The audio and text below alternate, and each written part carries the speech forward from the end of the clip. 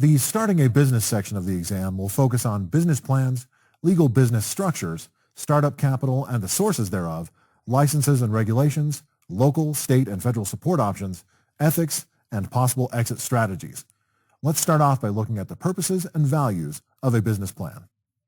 From the following, what are the 3 C's that should be addressed in any business plan?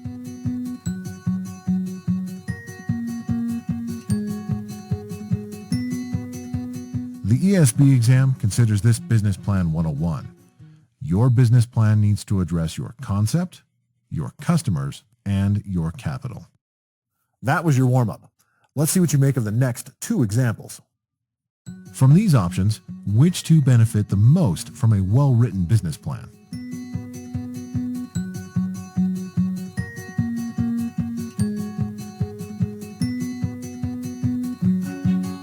Though everyone on the list would experience some benefit, the 2 best answers are the investors and the business owner. A business plan is written to directly target investors and provide direction to the business owner. Ian is writing a business plan. Which of these should Ian address in the description section of his business plan?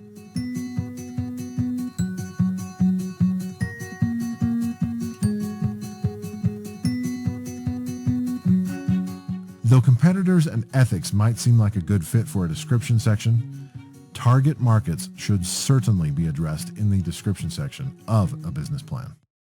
One more scenario about business plans. Jimmy owns a taco truck and is looking to purchase 2 additional trucks to increase his exposure and ability to reach a larger clientele. He is writing a business plan for his expanded operation. Which 3 business plan types are best suited for investors?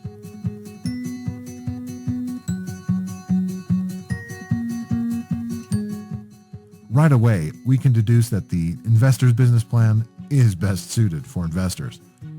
An executive summary is specifically designed to show the benefits of an investment opportunity, so we can add that to the list. That leaves oral presentation and operational business plan. An oral presentation is designed to be the hook that gets potential investors interested in being part of a new venture. Those are the 3 business plans best suited for investors. The operational business plan is for the business owner and is a detailed plan of how the business will succeed and achieve its goals. Remember, the basic purpose of a business plan is to clearly define the goals of starting a new business and how those goals will be achieved, all while attracting investors to help you kick off your dream.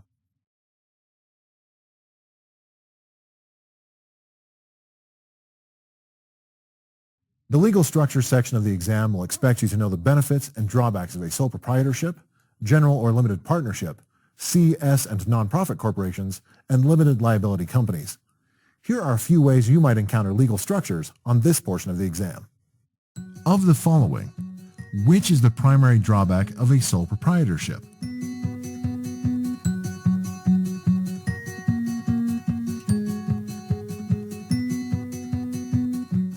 Sole proprietorships aren't double taxed, and though they are easy to create and lack responsibility to shareholders, they do not shield the proprietor from any liability. Let's mix it up a little. Compared to a sole proprietorship, what is the primary advantage of a general partnership?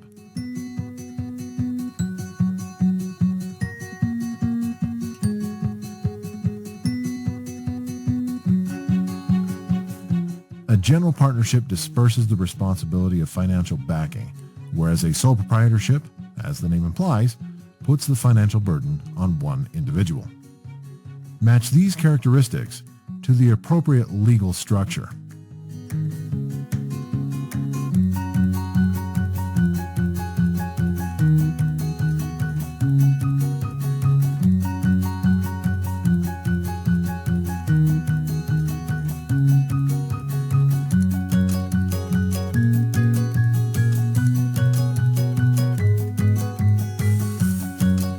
S corporations are similar to C corporations, but enjoy a lower tax rate. Sole proprietorships are easy to create, but have unlimited liability. Nonprofit corporations aren't owned by anyone and do not pay U.S. federal taxes. C corporations are best for international businesses. Limited liability companies are the best option for a single owner desiring low risk, which leaves general or limited partnerships to be nullified upon the death of a partner. Finally, a quick scenario. Audra is an independent beauty clinician and wants to have a business with a legal structure that will help shield her from lawsuits. She doesn't have any employees and she is the sole owner. Which legal structure would best suit her needs? While a sole proprietorship may sound tempting, it won't protect her from lawsuits. A limited liability company structure, however, will meet her needs.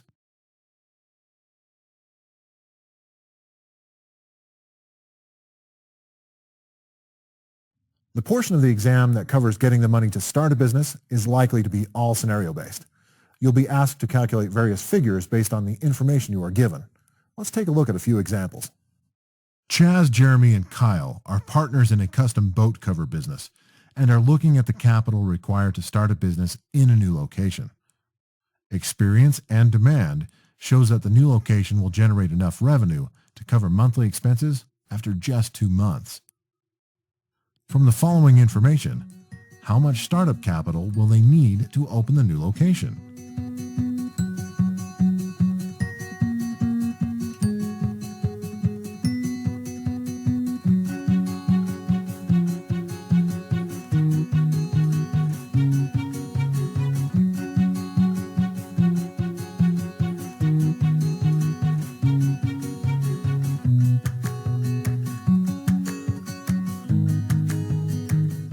Let's do the math.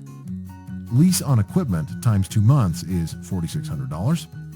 Required materials and supplies for 2 months is $32,000. Licenses are an annual payment, but required upfront and full, so $180. 2 months of payroll is $17,000. 2 months of advertising is $1,500. Basic operating expenses for 2 months is $4,200. Utilities require a one-time security deposit of $800. Add that up and we have $60,280 required for the first 2 months of operation. Calculate the 10% contingency amount, which is $6,028, and when added back to the 2-month operating total, we get a grand total of $66,308 needed in startup capital. Thea wants to start a seasonal shave ice stand and believes that after 3 months, it will cover its own costs. She calculates her startup and other expenses to be $15,000 during that time. She has some of the money she needs and goes to the bank for a loan to cover the remaining. She's asked to complete this form. What is Thea's total required financing?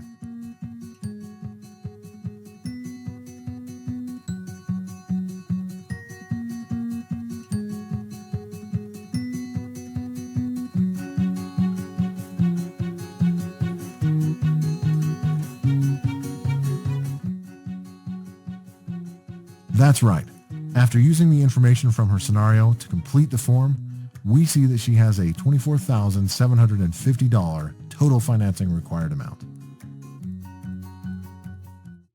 Jade is a barista who wants to be the sole proprietor of a cafe.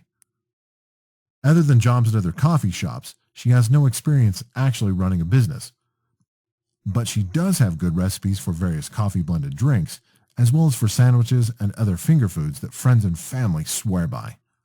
She believes that her expenses will be $3,500 per month, and that the cafe will generate about $7,000 in income per month.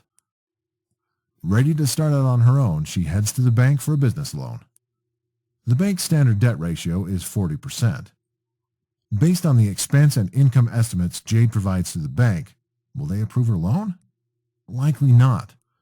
Jade's current estimates of $7,000 and $3,500 yield a debt ratio of 50%. To meet the bank's minimum debt ratio, she would either need to reduce her expenses to $2,800 per month with a $7,000 income, or find a way to increase the income to $8,750 per month with the $3,500 expense amount. As you can see, the ESB exam is going to expect you to understand the terminology to be able to accurately calculate what is asked for. The totals you'll be asked to choose from will all be plausible amounts based on the information given. Double check your work and don't forget to use the calculator.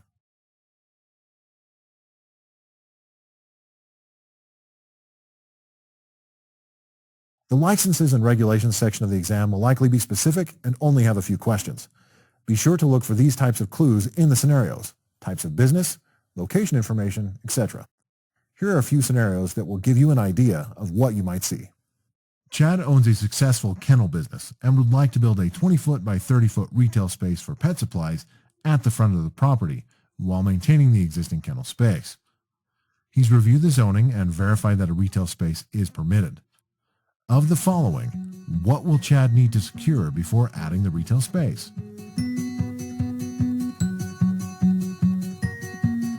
Chad has already checked the zoning, so he won't need a variance. He also won't need either a license or certificate to build, but he will need a permit. Cody lives in a community surrounded by several smaller rural communities. He noticed that, for one community, it was an hour drive round trip to the nearest grocery store. Cody hit the real estate guides and found a relatively large 2-story home near the center of this particular community. He believes he can turn the old home into a country store that would fit the needs of the community. Of the following, what will Cody need to secure before proceeding?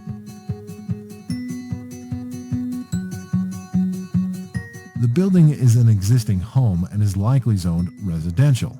Therefore, he would need to obtain a zoning variance to convert it to a commercial space. JD is looking to open a pizza place near a suite of offices downtown. Of the following, what documentation will JD's staff need before he can open for business?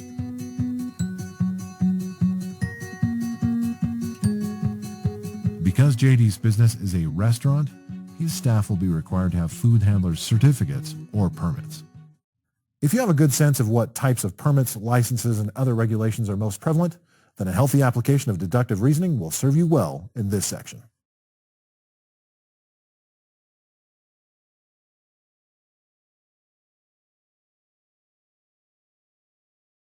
The startup funding portion of the exam, much like startup funding itself, is a grab bag of various concepts.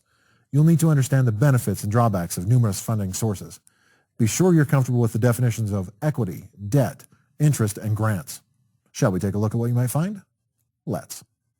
Trey started a dog walking business with a $500 loan. The term of the loan is for 2 years with a 5% compound interest rate. Assuming Trey doesn't pay until the end of the term, what is the future value of the loan? The key here is compound interest, so we need to calculate the value based on the interest accrued for each year of the loan. In Trey's case, he's paying 5% on $500 for the first year for a total of $525. For the second year, he is paying 5% on $525 for a total of $551.25, which is what he'll owe at the end of the term. Interest questions can sneak up on you, so be careful. Can you define the following forms of payment using these options?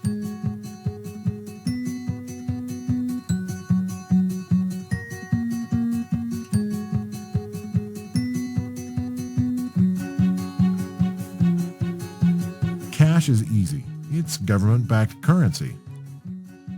Check may not be as easy, but from the remaining options, written note instructing a dispersal of funds is the best fit.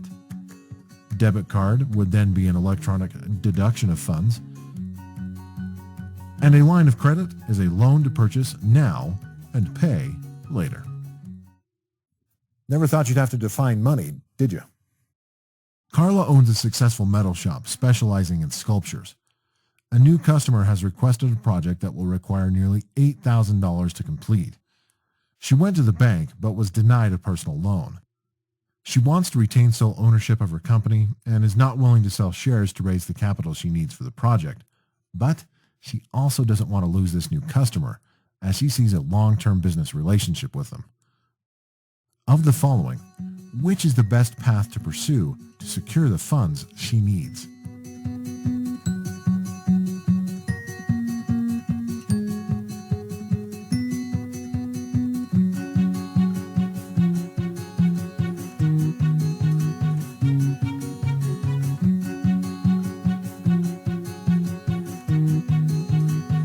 The school loan and relative co-signing options are both poor choices. Angel investors would be looking for equity ownership, so that leaves us with the best option, simply asking the customer for an advance payment. Speaking of angel investors, from this list, which two are benefits of having angel investors involved in starting a business?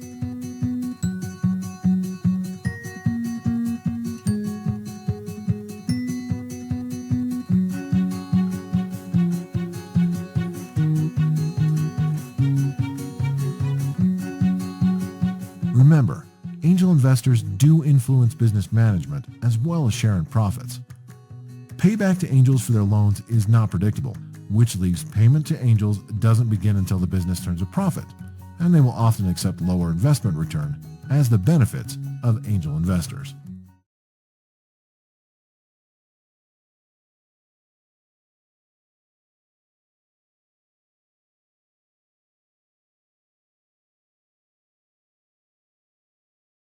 starting a business doesn't have to be a solo venture. There are many agencies at the local, state, and federal level designed to help a business owner. You should be aware of the agency names, acronyms, and purposes. Let's see how the ESB exam might ask you about these support agencies. To which agency would a new business owner go for free mentoring and advice regarding business operations? The USDA and HUD don't offer small business mentoring, but both SCORE and the SBA do. But the SBA partners with SCORE to provide some of their mentoring services. SCORE, then, is the best answer. Here's how scenarios might look for this topic. Michelle has a successful sandwich delivery business and is looking to open another shop in a nearby town, but wants to know about potential competitors. Where should Michelle go to get a list of restaurants in the nearby town?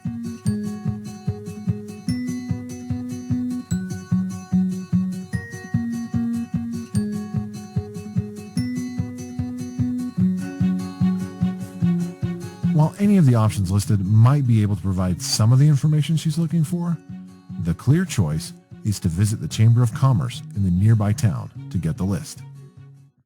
Reese wants to start his own custom-built furniture shop. However, he has had no business training and needs help writing a business plan, acquiring funding, and getting general advice and help to get going. Which agency should Reese approach for help? Again, HUD and the USDA don't offer the services that Reese is looking for, so the SBA or SCORE would be the place to go. But of the two, the SBA is the best choice. The Small Business Administration specializes in getting small business owners the help they need to get their businesses up and running.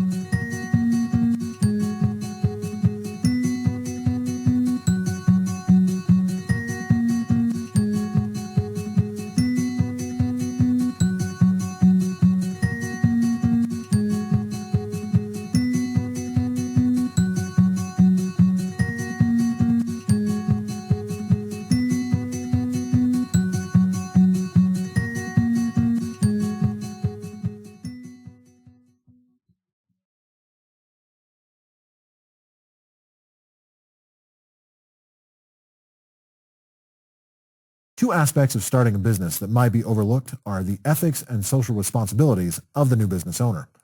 Perhaps it isn't that they're overlooked, but not directly considered.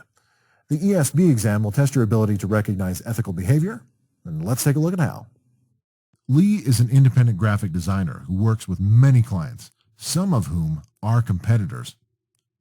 What consequence might Lee face if he were to disregard his confidentiality agreements with his clients and discuss the competitors' products with one another?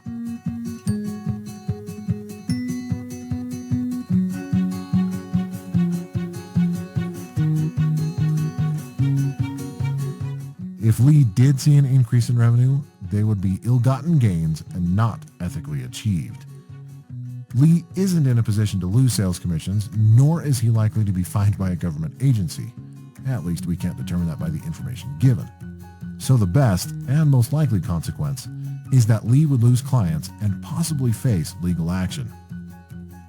Rick wants to open a home remodeling business in a community with a history of home remodels being completed with poor workmanship and substandard materials. How might Rick begin to gain the trust of potential customers in the community?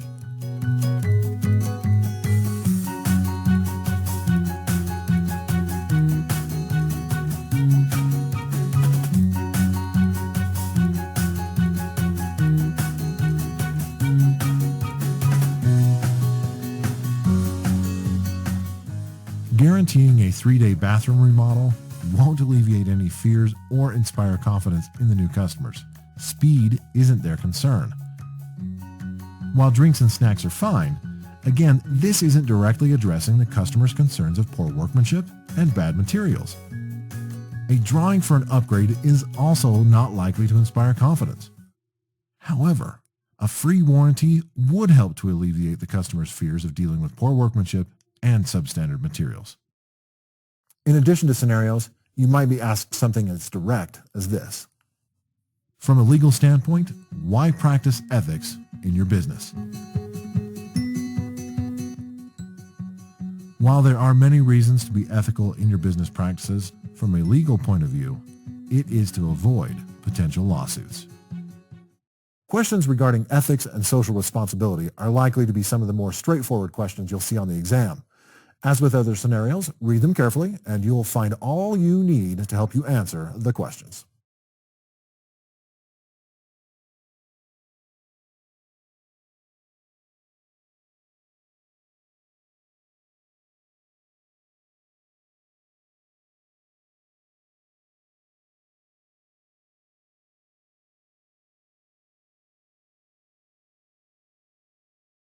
It seems like anytime someone talks about an entrepreneur, the focus is always on starting a business, and that's completely understandable.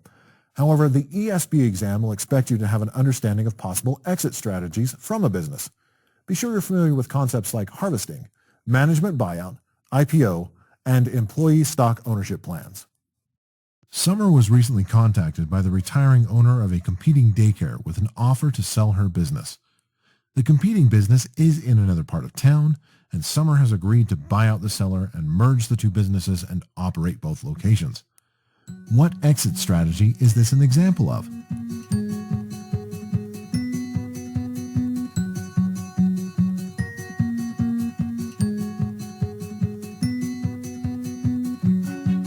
Even if you don't know the definitions of these exit strategies, critical thinking can guide your way. The scenario doesn't mention public offering or stock ownership, so we can eliminate those options. Management buyout might be tempting, but looking at just the word harvest, meaning to gather, we deduce it to be the correct answer. And it is. How about this one? Get ready to get your math on. Roscoe owned and operated a service station for 53 years. He recently passed away and left the business to his 3 children, none of whom were in a position to operate the business, so they agreed to sell it. The business's book value is $712,550 with annual earnings of $988,500. Which of the following 4 offers is the best offer?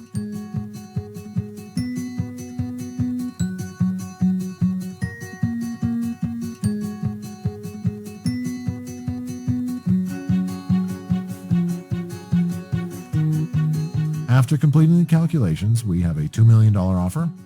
3 times the book value is $2,137,650.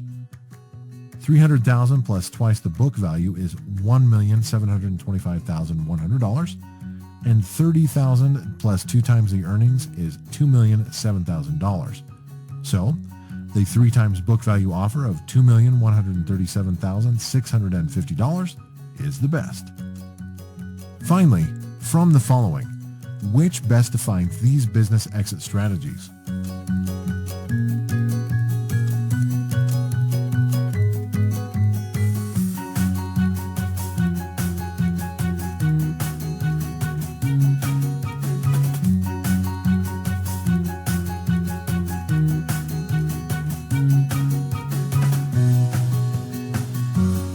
Ownership transferred to those already operating the business is management buyout. Division of ownership of a privately held company into public shares is initial public offering. Transfer of ownership for cash is harvesting, which leaves employees buying ownership of a retirement plan for employee stock ownership plan. Business exit strategies are relatively straightforward. Know your definitions and you'll be well prepared for this section of the exam.